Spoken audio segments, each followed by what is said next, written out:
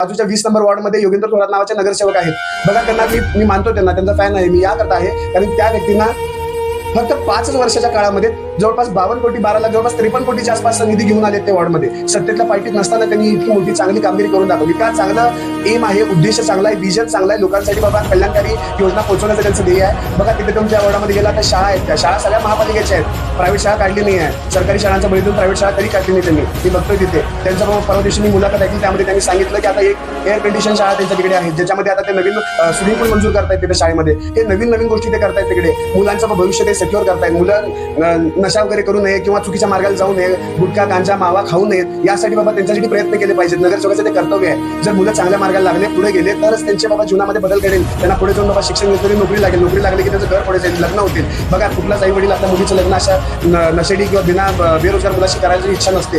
या सर्व गोष्टी लक्षात घेऊन बाबा आपल्याला आपल्या समाजाकडे लक्ष देणं गरजेचं आहे, आपल्या प्रत्येक घराकडे लक्ष देणं गरजेचं आहे. प्रत्येक घर पुढे गेलं तरच महानगरपालिका पुढे जाईल. नव्या पोरांना राजकारणामध्ये संधी द्या.